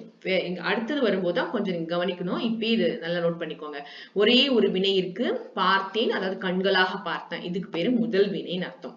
அதை இன்னொன்னு பாருங்க, சேவல் கூவுவதை பார்த்தேன். இதுவும் பார்த்தல் அப்படின்னா சேவல் கூவுவது நான் கண்ணால பாக்குறேன்.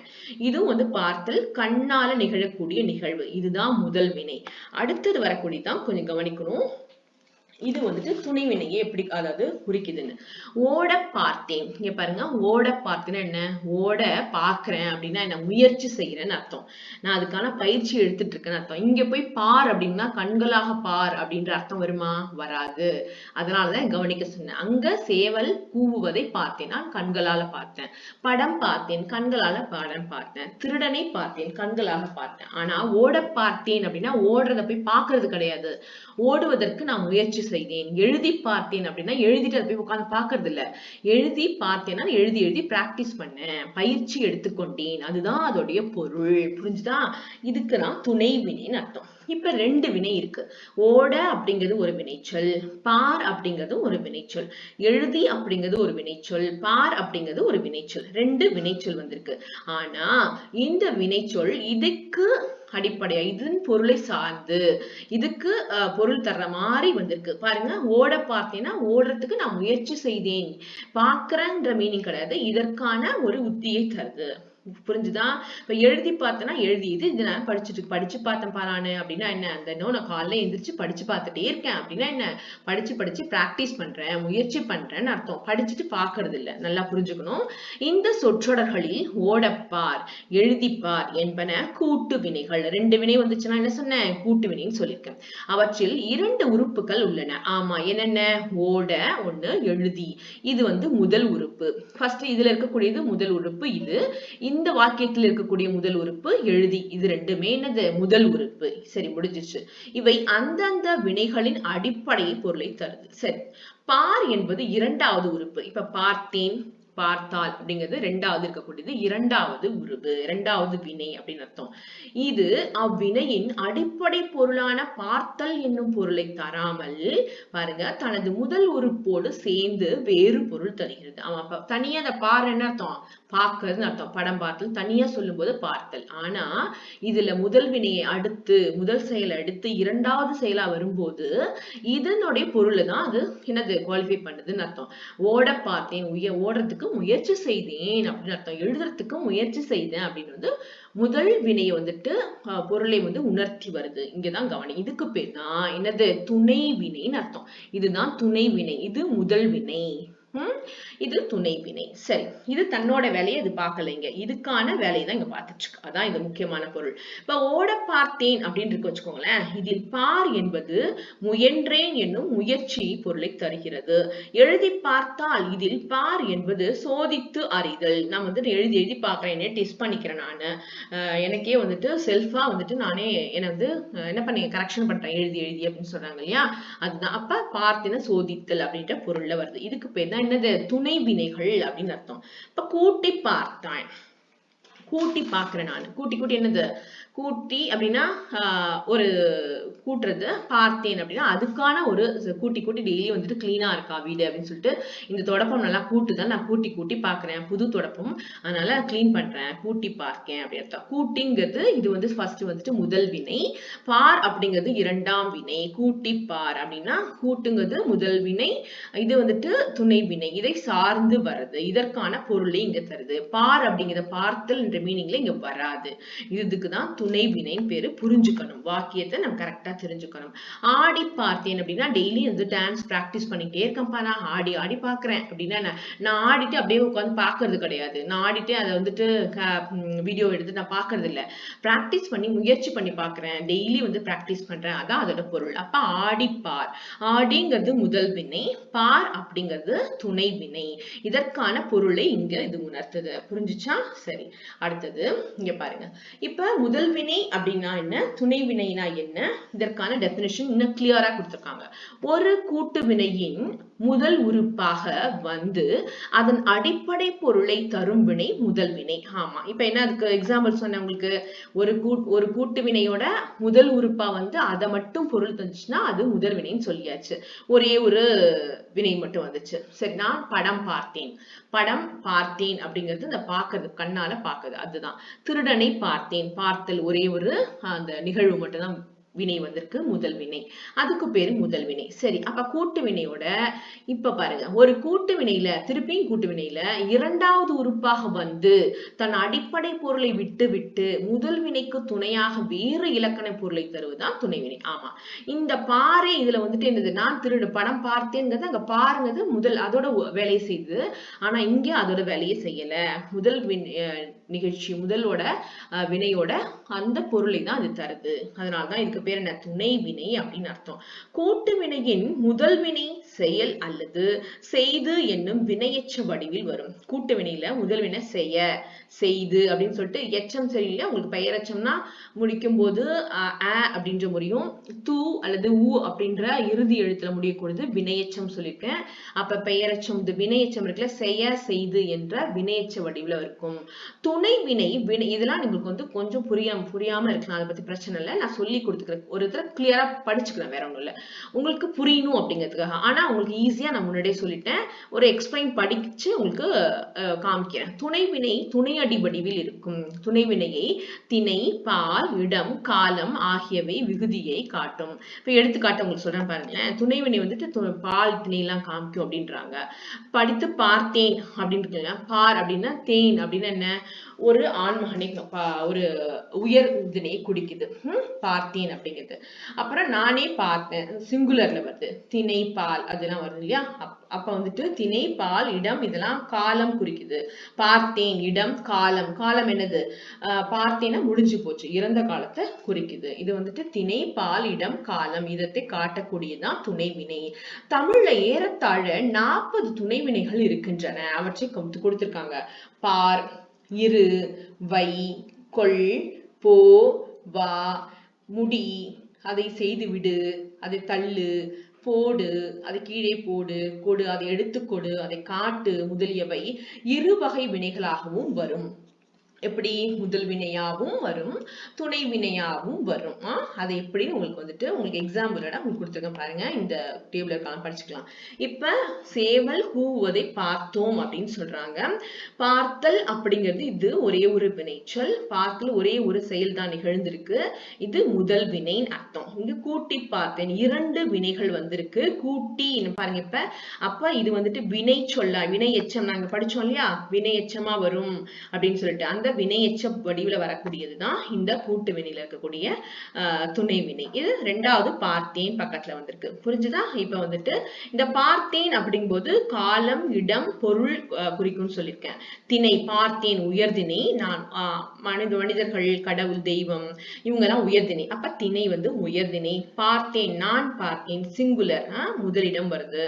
நேத்தே பார்த்தேன் முடிஞ்சிருச்சு, இறந்த காலம். இப்படிதான் வந்துட்டு பால் அப்படிங்கிறது நான் பாலா, பெண் பாலா, ஒன்றன் பாலா. பார்த்தேன் அப்படிங்கிறது ஒன்றன் பால், ஒருத்தர் மட்டும்தான். அப்ப காலம், இடம், திணை, அப்புறம் அப்புறம் என்னது அதோட சிங்குலர் புல்லர் 4 இருக்கு இல்லையா, காலம்.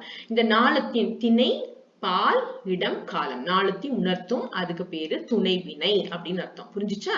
இதுதான் இரண்டாவது வரக்கூடியதான் அதை கண்டுபிடிக்க முடியும். முதல்ல இருக்கக்கூடியது வினை எச்சமாக வரும். இது வந்துட்டு முதல் வினை எடுத்துக்காட்டு, இது துணை வினைக்கு எடுத்துக்காட்டு.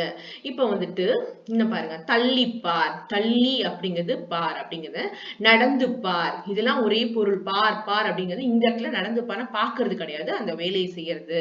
தள்ளி பார்க்கிறது முயற்சி செய்தல், எழுதி பார்த்தல் முயற்சி செய்தல், விளையாடி வா, விளையாடிட்டு வா. இங்க பாருங்க 2 வா அப்படின்னு, இங்க வா அப்படிங்கிறது கூப்பிடல, விளையாடிட்டு வா அப்படின்னா விளையாண்டு முடி அப்படின்னு அர்த்தம். வான்றது அர்த்தம், வா அப்படின்னு சொல்றது இங்க கிடையாது.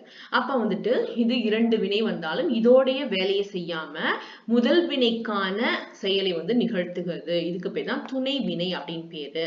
இந்த துணை வினைக்கான பண்புகள் என்னென்ன இருக்கு அப்படின்னா, துணை வினை பேசுபவரின் மனநிலையையும் செயலின் தன்மையையும் புலப்படுத்தும். மனநிலை அப்படி மகிழ்ச்சியா இருக்காரா, நான் பார்த்தேன் அப்படிங்கும்போது, தள்ளி விட்டேன் அப்படிங்கும்போது எந்த மனநிலை இருக்காரு அப்படிங்கறத வச்சு கண்டுபிடிக்கிறது. செயல் தள்ளுறது அப்படின்ற செயல், அது வந்து நமக்கு தெரியும், அதான் பண்பு. இவை முதல் வினையை சார்ந்து அதன் வினை பொருளுக்கு மெருகூட்டும். அதாவது தள்ளி விடு அப்படின்னா தள்ளுறது, விடுனா விட்டுறது கிடையாது, தள்ளி விடு அப்படின்னா அதுக்கு மெருகேற்றணும், முதல் வினைக்கு மெருகேற்றக்கூடியது. அதான் பண்ண சொல்ல இல்லையா. இந்த எழுதினா எழுதுறதுக்கு மெருகூட்டுறது, எழுதி பார்த்தேன் அப்படின்னு இதுக்கு பொருளா வரதான் மெருகூட்டுறது அப்படின்னு அர்த்தம். முதல் வினைக்கு மெருகூட்டும். அப்புறம் இது பேச்சு மொழியா ரொம்ப வரும் துணைவினை. அதை எடு, அதை கொடு, அதை பாரு அப்படின்னு சொல்லிட்டு நம்ம பேச்சு வழக்குல இருக்கக்கூடியதுதான் துணைவினை. முதல் வினை அப்படி கிடையாது, அது வந்துட்டு இலக்கண வழக்கு, இது வந்து பேச்சு வழக்கு. மொத்தம் 40 துணைவினை சொற்கள் இருக்குன்னு சொல்லியிருக்கேன். தற்காலத்து தமிழ்ல ஆம், ஆமா, ஆயிடுச்சு, எல்லாம் சாப்பாடு ஆயிடுச்சு, இடு, அப்படியே சரி, அதை ஒழித்து கட்டு அப்படின்னு சொல்லுவாங்க இல்லையா, காட்டு, அதை காமி அப்படின்னு சொல்ல, கூடும், என்னால் செய்யக்கூடும்பா, கூடாது, என்னால முடியாது, கொடு, கொண்டிரு, இந்த மாதிரி நிறைய இருக்கு பாருங்க. இந்த மாதிரி 40 வகையான சொற்கள் இருக்கின்றன, துணைவினை சொற்கள். ஓகே, இப்ப நம்ம என்ன பார்க்க போறோம்னா, முக்கியமா முதல் வினை, துணை வினை இரண்டுக்குமே இந்த வினை அடி எப்படி பொருந்துது அப்படின்னு பார்க்கலாம். இப்ப இரு அப்படின்ற இந்த வினை அடி பாருங்க, புத்தகம் மேசையில் இருக்கிறது, இருன்ற பொருள் வருது. இத பாருங்க, நான் மதுரைக்கு போய் பாருங்க, போயிருக்கிறேன், இரு சேர்ந்து போயிருக்கேன் நானு அப்படின்ற மீனிங்ல வரும். இது இருக்கிறதுன்ற மீனிங், ரெண்டுத்துக்கும் உள்ள டிஃபரன்ஸ் தான் சொல்லியிருக்கேன். இருக்கிறது. சரி, இப்போ என்னிடம் பணம் இருக்கிறது, நான் வைத்திருக்கிறேன், ஒரே ஒரு முதல் வினை மட்டும்தான் வந்திருக்கு. இங்க பாருங்க, அப்பா வந்திருக்கிறார், வந்து பிளஸ் இருக்கிறார், ரெண்டு பொருள் வருது இங்க. அத வந்திருக்கிறார் அப்படிங்கிறதுக்கு மெருகூட்டுது, போயிருக்கேன் அப்படிங்கிறது இந்த இரு மெருகூட்டுது. அவள் நெற்றியில் பொட்டு வைத்தாள், வைத்தல்னா நம்ம வைக்கிறோம். இனி என்னை அழ வைத்தாய் அப்படிங்கிறது இங்க பாருங்க, அழ வைத்தல். இது வந்துட்டு வைங்கிறது இந்த இடத்துல வைங்கிறத பொட்டு வைக்கிறது பொருள் கிடையாது, நம்ம அழ வச்சுட்டாங்க அப்படின்ட்டு இந்த அழதுக்கு வந்துட்டு மெருகூட்டுது. இப்படி துணைவினைகள் வந்து முதல் வினைக்கு அது வந்துட்டு மெருகூட்டுச்சுன்னா அது துணைவினை. இப்படி தனியா வந்துச்சுன்னா முதல் வினைன்னு அர்த்தம். இந்த மாதிரி இரு, வை, கொள், போ, வா, நிறைய 40 சொல்லியிருக்கேன். 40 துணைவினைகள் இருக்குன்னு சொல்லியிருக்கேன். அது எல்லாத்துக்கும் கொஞ்சம் எக்ஸாம்பிள் கொடுத்துருக்காங்க. இது ஒரு கிளாஸ் நீங்க படிச்சாலும் ரொம்ப ஈஸி, நீங்களே எழுதிடலாம். ஓகேவா? சரி, இது வரைக்கும் நம்ம ஓவரால் வந்துட்டு எல்லாத்தையும் பார்த்துட்டோம். இது புக் பேக் ஒரு கொஸ்டின்ஸ். இதெல்லாம் வந்து எக்ஸ்ட்ரா கொஸ்டின் தான் உங்களுக்கு கொடுத்துருக்கேன். கிராமர்ல வந்துட்டு 1 மார்க் கேட்பாங்க நிறைய, 2 மார்க்ஸ். இது வந்து சிறுவினா 2 கொடுத்துருக்கேன், அதுவும் கேட்க உங்களுக்கு வாய்ப்பு இருக்கு. நம்ம மீள் பார்வை பார்த்தோம், நிறைய வரைபடங்கள், ஃப்ளோ சார்ட் நம்ம பார்த்தோம் இல்லையா. ஒரு ரிவிஷன் நம்ம கொடுக்கணும், நான் சொல்லியிருந்தேன், ரிவிஷனே உங்களுக்கு கொடுக்கல, வாங்க ரிவிஷன் பார்த்துக்கலாம். ஓகேவா? என்னைக்குமே ஒரு ரீகால் பண்ணிடணும். ஃபர்ஸ்ட்லேருந்து ஒரு ரீகால் பண்ணும்போது என்னென்ன படிச்சோம் அப்படின்னு சொல்லிட்டு உங்களுக்கு திருப்பியும் மனசுல வந்துட்டு பதிஞ்சிடும். அதுக்காக தான், வேற ஒன்றும் இல்லை. இப்போ வந்து துணை வினைகள்லாம் என்னன்னு பார்த்துட்டோம். அந்த வினை வகைகளை வந்து 2ஆ பிரிக்கிறோம், தனிவினை, கூட்டுவினை. இந்த கூட்டுவினை வந்துட்டு பொருள் மற்றும் அமைப்பு, அதுக்கப்புறம் தொழில் அடிப்படையா கொண்டு 3ஆ பிரிக்கிறோம். அந்த அமைப்பை பொறுத்துதான் முதல் வினை, துணை வினை அப்படின்னு சொல்லிட்டு 2ஆ பிரிக்கிறாங்க. அப்ப 4 இங்க பார்க்க போறோம். தனிவினைனா என்ன, கூட்டு வினைனா என்ன, முதல் வினைனா என்ன, துணை வினைனா என்ன, அதுதான் இங்க பார்க்க போறோம். இப்ப வினை வகைகள் 2ஆ பிரிச்சிருக்காங்க, அமைப்பு, பொருள், தொழில். இது வச்சு இந்த அமைப்பின் அடிப்படையில தான் தனிவினை, கூட்டுவினை பிரிஞ்சாச்சு. அமைப்பு வந்து பகுபதம், பகாபதம். அதாவது வந்துட்டு வா அப்படின்னா பிரிக்க முடியாது, படி அப்படின்னா பிரிக்க முடியாது, அது பகாபதம். படித்தல், எழுதுனா பிரிக்க முடியும், அதெல்லாம் வந்துட்டு பகுபதம். சரி, இப்ப பாருங்க, தனிவினை எப்படி வரும் அப்படின்னா படி பகாபதமா வரும். அதோட ஒட்டு சொற்கள் சேர்ந்து வந்துச்சுன்னா அது தனிவினை. படியுங்கள், படிக்கிறார்கள், இப்படி வந்துச்சுன்னா இதுக்கு பேரு தனிவினை அர்த்தம். ஒரே ஒரு வினைச்சொல் வந்திருக்குன்னு சொல்லியிருக்கேன். சரி, அது எடுத்துக்காட்டும் வந்திருக்கு. அதாவது ஆர்டர்ல வரும், அதாவது கட்டளை இடுதல்ல வரும்னு சொல்லலாம். அப்புறம் படியுங்கள், அப்புறம் படிக்கிறார்கள், இதெல்லாம் நம்ம சேர்த்து இணைப்பு, இது வேர்ச்சொல், இது இருக்கணும், இதை சார்ந்து வரக்கூடிய சொற்கள். இப்படி வந்துச்சுன்னா இதுக்கு பேரு தனிவினை, ஒரே வினை தான் இருக்கும். கூட்டு வினைனா 2க்கும் மேற்பட்ட வினை சொற்கள் இருக்கும். இப்ப கண்டி, ஆசைப்பட்டேன் எப்படி பிரிக்கலாம், இதோட வேர்ச்சொல்ல ஆசைப்படு, அதுதான் அதோட வேர்ச்சொல்னு அர்த்தம், அடிச்சொல்னு அர்த்தம். இதுக்கு பாருங்க, இது வந்து கண்டுபிடித்தான கண்டுபிடி, தந்தி அடி, முன்னேறு. இதுல பிரிக்கும் போது கண்டு அப்படிங்கிறது ஒரு பொருள், பிடிங்கிறது ஒரு பொருள், ஆசை அப்படிங்கிறது ஒரு பொருள் வரும், படு அப்படிங்கிறது. இந்த மாதிரி 2 பொருள்களாக, அதாவது பொருள் தரக்கூடிய சொற்களாக பிரிச்சு வந்துச்சுன்னா அதுக்கு பேரு கூட்டு வினைன்னு சொல்லியிருக்கேன். இந்த கூட்டு வினைக்கு எடுத்துக்காட்டுகள், பயிற்சி செய்தனா பயிற்சி செய், கண்டுபிடி கண்டுபிடி, கண்டுபிடித்தேன, முன்னேறினேன் முன்னேறு அப்படின்னு சொல்லிட்டு இந்த வேர் சொல்லலாம் வந்துட்டு அடிப்படை சொல்ல நம்ம பிரிக்கிறோம். இப்படி பிரிக்க முடிஞ்சுச்சுன்னா அதுக்கு துணைவினை அப்படின்னு நான் சொல்லிட்டேன். அதுக்கப்புறம் அந்த கூட்டு வினை வந்துட்டு 3ஆ பிரிக்கிறாங்க. என்னென்னா பெயர் பிளஸ் வினை, அப்புறம் வந்துட்டு இன்னொன்னு என்ன, வினை பிளஸ் வினை, அப்புறம் இடை பிளஸ் வினை அப்படின்னு 3ஆ பிரிக்கிறோம். 3த்துக்கும் எடுத்துக்காட்டுகள் கொடுத்தாச்சு. இப்ப சொல்லக்கூடியது முதல் வினையும் துணை வினையும். அதாவது ஒரே ஒரு வினைச்சொல் மட்டும்தான் இருக்கு, இருக்கும், அதோட வேலையை மட்டும்தான் செய்யும். கண்ணால் அத பார்த்தேங்கிறது கண்ணால பாக்குறது, அந்த பொருளை சொல்லணும். அதான் துணைவினை அப்படின்னா, இப்ப நாங்கள் திருடனை பார்த்தோம். திருடன்கிறது இதுல ஒரே ஒரு வினைச்சொல் மட்டும்தான் இருக்கு, பார்த்தல், கண்ணால பாக்குறது. அதே மாதிரி சேவல் கூவதை கண்ணால் பார்த்தேன் அப்படின்ற பொருள்ல வரும். சரி, அதுக்கப்புறம் துணை வினைனா 2 வினை அப்படி வரும். அது இதுக்கு பேரு முதல் வினை, இதுக்கு பேரு துணை வினை. இது தன்னுடைய பார்த்தல் அப்படின்ற பொருளை இங்க உணர்த்தாம முதல் வினைக்கு மெருகேற்றி வரும். ஓட பார்த்தேன், உட முயற்சி செய்தேன், எழுதுறதுக்கு முயற்சி செய்தேன் அப்படின்னு சொல்லிட்டு வரும். இதுதான் துணை வினைகள். ஓகேவா? இது உங்களுக்கு எக்ஸாம்பிள் கொடுத்திருந்தேன். இது உங்களுக்கு முன்னாடியே ஒரு எடுத்துக்காட்டு சொல்லி அதுக்கான டெஃபினேஷன் கொடுத்துட்டேன். ஒரு ரிவிஷன் தான் பண்ணிட்டு இருக்கோம். இப்ப இந்த கூட்டு வினை அப்படின்னா என்னன்னா, ஒரு கூட்டு வினையில முதல் உறுப்பாக அதன் அடிப்படை பொருளை தந்துச்சுன்னா அது முதல் வினை. அதே கூட்டு வினையா முதல் வினைக்கு துணையாக வேறு ஒரு பொருளை தந்துச்சுன்னா அதுக்கு பேரு துணை வினை அப்படின்னு அர்த்தம். இந்த துணை வினை திணை, பால், இடம், காலம் ஆகியவற்றை நமக்கு காட்டும். இவ்வளவு சிம்பிளா புரிஞ்சுக்கோங்க. இது 40 வகையான துணை வினைகள் இருக்கு. அத பார், இரு, வை, இந்த மாதிரி 40 வகையா அதுக்கு பின்னாடி எக்ஸாம்பிள் கொடுத்திருக்கேன். இது எடுத்துக்காட்டு. திருப்பியும் ஒரு தடவை சேவல் கூவுகிறது அப்படிங்கிறது முதல் வினை. இது துணை வினை. ஓகேவா? ரெண்டுத்தையும் ஒரே ஸ்லைட்ல காட்டினா உங்களுக்கு புரியும். இது நிறைய துணை வினைக்கான எடுத்துக்காட்டுகள். தள்ளிப்பார், நடந்துப்பார், எழுதிப்பார், விளையாடி வா, இதெல்லாம் இதுக்கான எடுத்துக்காட்டு. இது துணை வினையோட பண்புகள் கேட்பாங்க. துணை வினைகள் பேசுவோரின் மனநிலையும் செயலின் தன்மையும் காட்டும். இவை முதலின் வினையை சார்ந்து அதன் வினை பொருளுக்கு மெருகூட்டக்கூடியது. பேச்சு வழக்குல அதிகமா வரும். இது 40 வகை உள்ளதான் இதோட பண்பு, துணை வினைகளோடது. இது டிஃபரன்ஸ் கேட்பாங்க. நீங்க ஒரு கிளான்ஸ் பார்த்துட்டா போதும், அவ்வளவுதான். இன்னைக்கு இது பிக் கொஸ்டின், 2 மார்க்ஸ் அண்ட் பலவுள் உங்களுக்கு தெரியும்.